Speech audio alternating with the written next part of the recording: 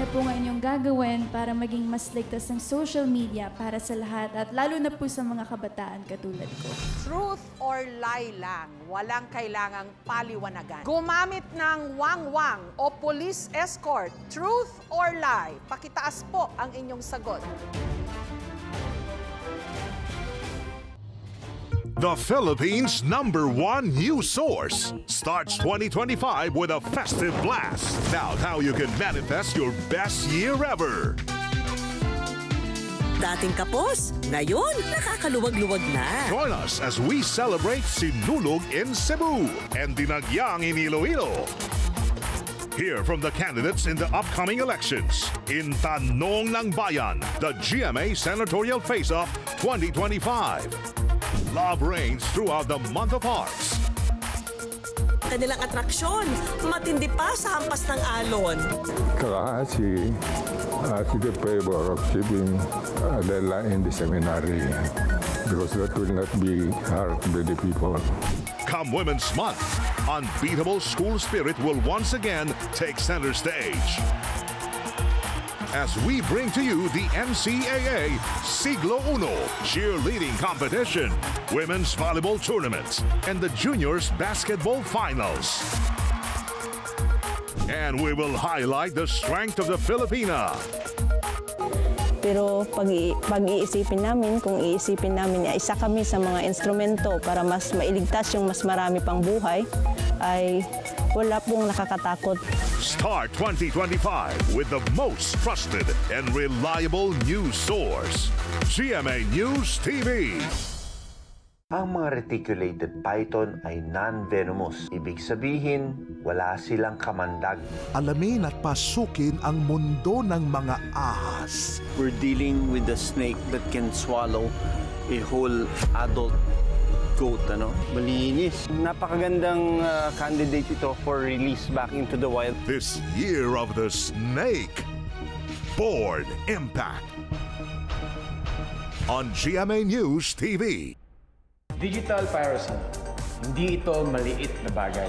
Streaming or downloading from pirate sites is a crime. Huwag tayong lalabag sa batas. Let's all stream responsibly and help fight piracy. Anong paboritong pagkain ni Manny Pacquiao? Ano? Eddie, pancit. Ano ang tawag sa pansit na nakatapak ng balat ng saging? Ay, ang lalim naman nun. Ano yun? Eddie, noodles yan. Samahan ng fun times ang business plans this year. Authentic yung lasa, laging bagong luto, lalo na yung lechon kawali toppings. Okay naman po yung kita. Nag-joke-joke lang din ako na magbenta kaya ako. Ang 1 kilo nun ata 50 pesos. So nagluto ako ng 3 kilo. Parang gustong-gusto ko lang talagang nako-compliment na masarap ako magluto, ganon. Bringing you more tips on Pera Paraan on GMA News TV. Hindi tayo nakakatipid sa digital piracy. Sa huli, ang biktima nito ay nakakarami nating mga kababayan na hindi alam ang panganib na dala ng simpleng panonood ng mga pirate sites. Stream responsibly, fight piracy. Muli tayong sasakay sa ating motorsiklo. Lalaki man o babae, bata man o matanda, kapansin-pansin ang dami ng mga gumagamit ng motor. Motorcycle Diaries sa GMA News TV.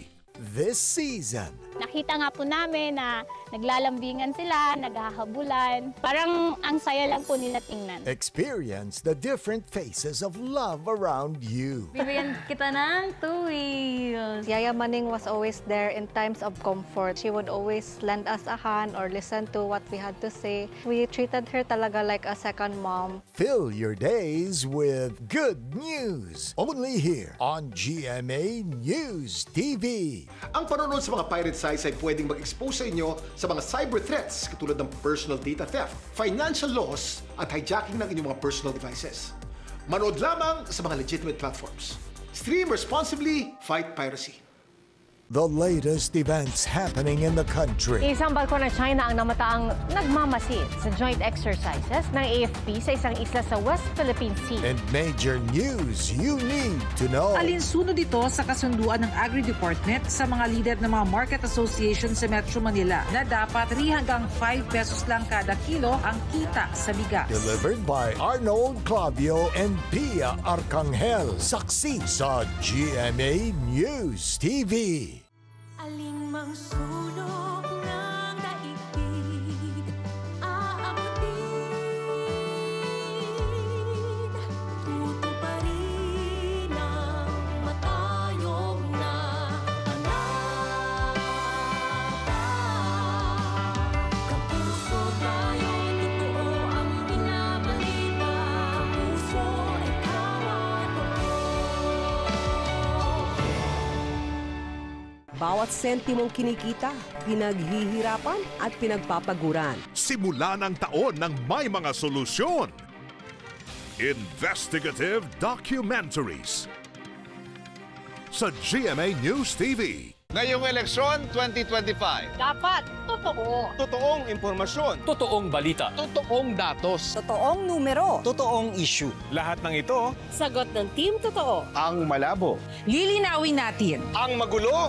Ipaliliwanag ng mabuti. Para maging gabay mo sa pagpapasya at sa pagboto. Sa pinunong deserve po. Ngayong eleksyon 2025. Dapat truth lang. Dapat confirm.